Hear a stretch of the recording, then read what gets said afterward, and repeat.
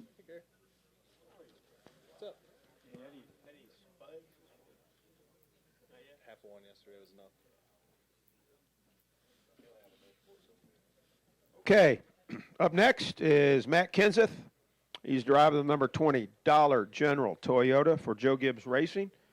He's second in points, 4 points. 4 points back at Jimmy Johnson. And Matt, 4 races to go in your quest for a championship. Just talk about the race here this weekend at Martinsville Speedway and how you plan to approach it.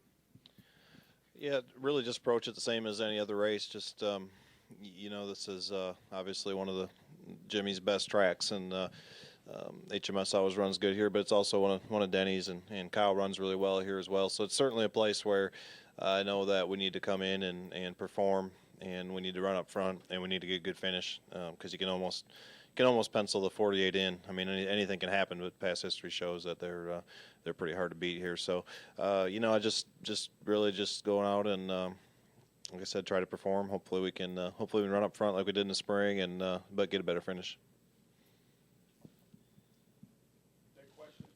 Start here with this gentleman here. Go to Reed, and then right here.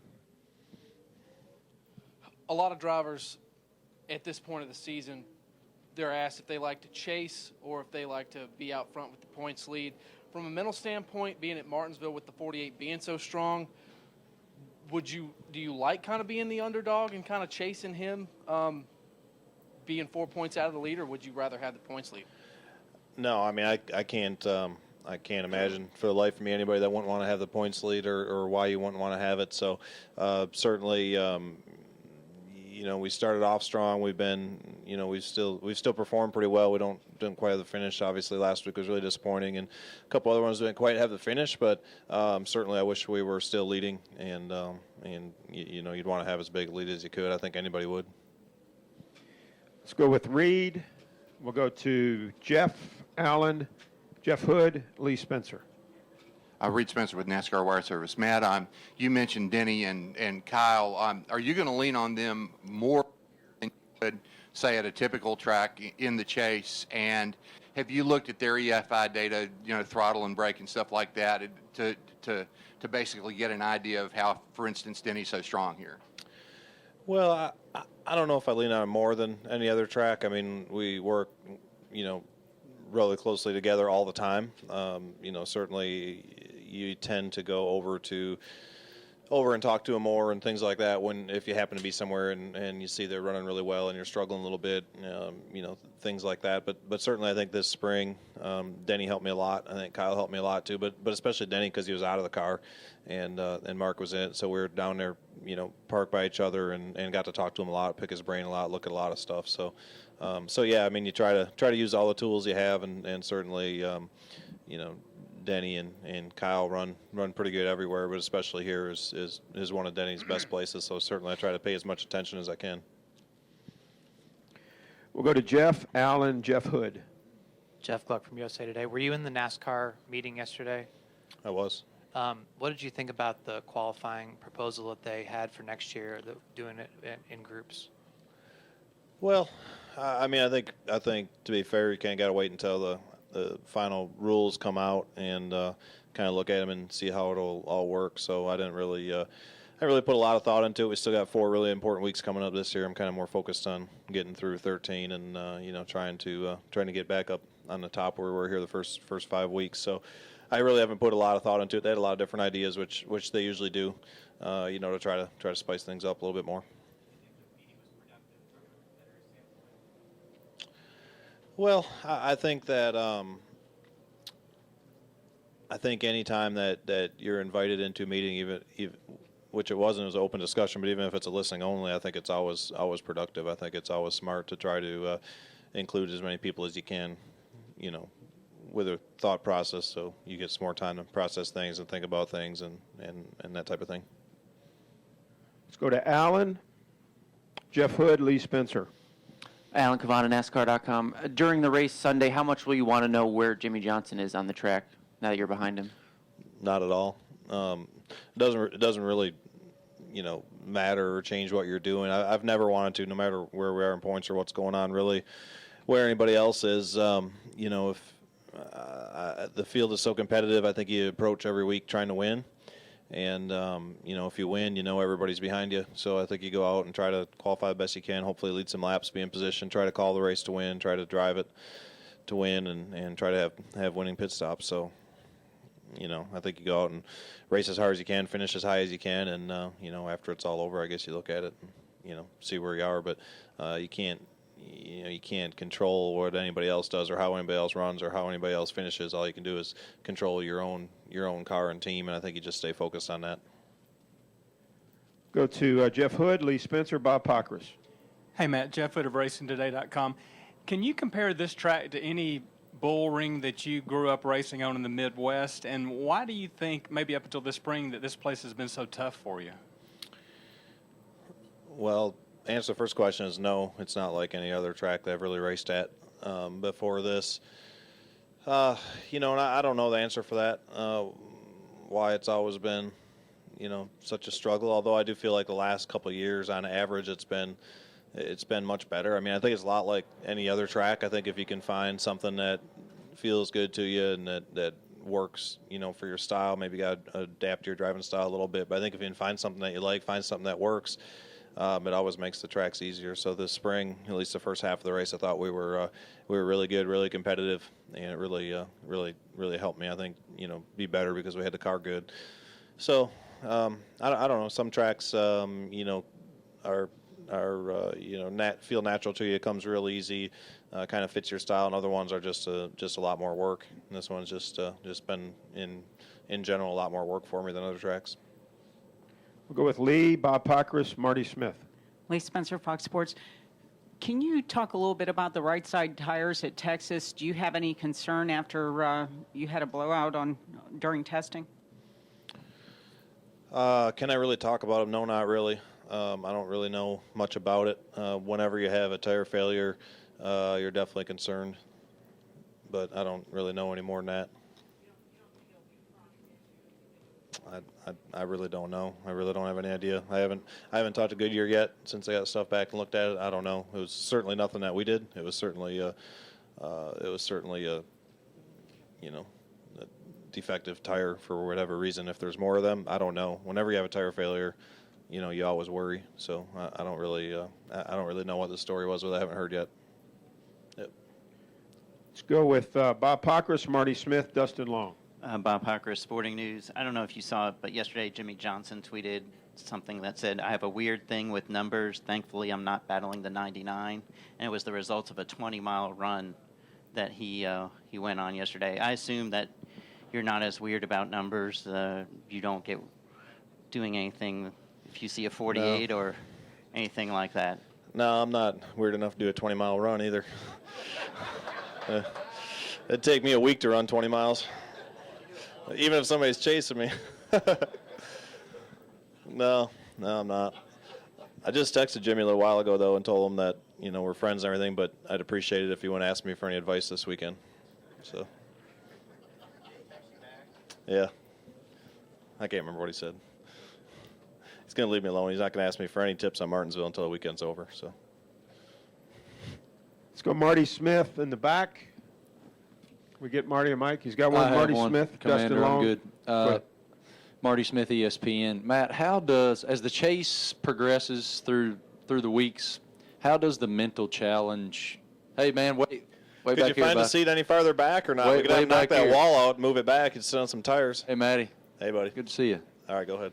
How does the mental challenge and the emotional challenge of this thing evolve over time as we make our way through the 10-week schedule? I think it all depends. I think it all depends, where you're at. I think it probably constantly changes. So hopefully we're still in it, all the way down to the end. And I think the longer you're in it and the longer it's, within your control and you don't need somebody else to have problems and you can beat them on the race. If you can beat him on the racetrack, you win. If he beats you, you lose, that type of thing. I think the longer, the closer it gets to that, probably the more, pressure there is, or however you want to look at it. I think if you're out of it and you know that they have to have a problem for you to be able to win it, then I don't think there's a lot of pressure. And unfortunately, that's where I've been most chases up to this point. So, wish we went to that last week, but that was last week, and you got to get it behind you and go race from here on out. Good news is we're still in it as of right now, and hopefully we can have a great race on Sunday and still be in it when we leave here. Let's go up front to Dustin, and then to Tom Jensen. Dustin Long, Motor Racing Network. Matt, obviously you've been in some of these situations in the past, but how has it evolved, or how has it changed being in this type of situation years later, or from even a couple of years back, or from your championship run? How much different is it? And I guess second of all, I think a lot of people in this room look at this as a challenge in some ways this weekend for you based off the 48 history. Do you see this weekend as a challenge, or are we making too much of it? Yeah, I think every weekend's a challenge. When we go to Dover, I feel like that's one of my personal best tracks, but yet you can almost pencil the 48 in for a win if he doesn't have a problem, or loses on pit strategy or something goofy happens, breaks, whatever. So, and this is a track just like that, except for it's not one of my best. So yeah, I think for sure it's a challenge. I think it's probably less of a challenge than last weekend, because at least you're kind of in more control of your own destiny here, where you don't have to worry about, okay, well, if these 6 cars go in my line, we're going to go to the front, and if they don't, I'm going to get the shaft and be 20th. You don't have to, you kind of have a little bit more control. So certainly it's a challenge. As far as the chase being different so far, for me, it's been a lot different. Honestly, the only chase that I can recall, there might be some more, but that I can recall that we were fast enough to really win it and race people on speed, without just being consistent and having problems, and could go out and win races was probably, I think, 06 or whatever. So it's been a few years since I felt like honestly, with everything being equal, we could go head-to-head with anybody, and I really feel like that this year. I feel like if we hit everything right, we could win at any given weekend. I feel that confident about my team and my equipment, so hopefully we can have a good day here today, still be in it when we leave here, hopefully within single digits or hopefully be ahead. And I really feel like the next 3 weeks, if we do everything right, and just everything goes even with everything, I feel like we can race with anybody. I feel like we can, we can race anybody head to head for it. So I feel good about that. You never know what's going to happen, but I feel like we're certainly capable. It's not about getting through this weekend. It's just, like I said, this is, I've obviously never won here, don't have a lot of good finishes here. So, just looking at that, I know this is probably going to be more challenging. The next 3 tracks, I think we've won at all of them and had good cars there and have had a decent history there. And I feel like all 3 of those are the type of tracks where if we hit it right, that we could have a chance to go win, and race with anybody. Where this one we could still do that. Certainly, just more challenging and probably more of a stretch to think, that I can beat the 48, 24, 11, 18. Some of those people head to head. I mean, we'd have to hit it just right, and I'd have to be not as clumsy as I usually am here. We'll go to Tom Jensen. We'll go to the gentleman on the side here, and then finish up with Carlos. Go ahead. Hi, Matt. Tom Jensen, FoxSports.com. In the spring race here, you led 96 laps, which is more than you led in your other 26 previous starts combined. And you won at New Hampshire, which you said after that race had historically been a track that you struggled at. How much do those 2 results, even though you didn't have a great finish in the spring, how much do those add to your level of optimism here? Well, a lot.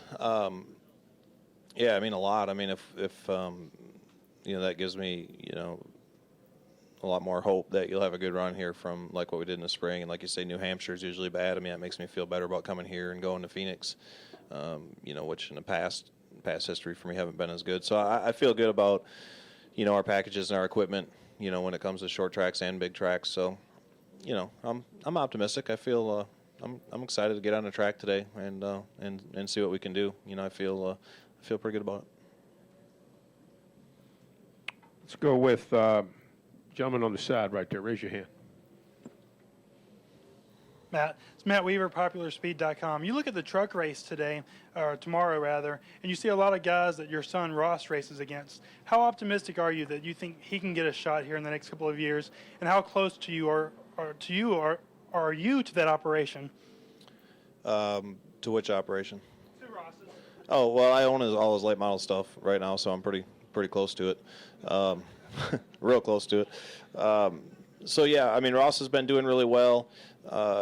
As we all know, it's a different time right now to move up and to get opportunities. You know, it used to be car owners would call you and be like, hey, you want to drive my car? You might even get paid part of the purse or whatever. And you get an opportunity to move up and do it. Now they call you and they're like, hey, man, you want to drive my truck? Give me $120,000. You can drive it at Martinsville. So it's a lot different world than what it was. So certainly he's been running good. And I think if he can continue to run good and continue to work really hard at it, that, he'll get his opportunity down the road. Take the final question right over here. Raise your hand, Carlos. We'll get you the mic. Hey, Matt. Carlos Mendez, Fort Worth Star-Telegram. Considering the 48th championship history, do you sometimes get a sense that they almost run better when they're in the points lead? I can't ever recall them running bad. So really, I don't. People always ask me, they're like, man, it's a great track for Jimmy. I'm like, is there a bad one? So that's because he's never had to race there. He's only had to race there about 2 times. Think about it. Anything else from Matt?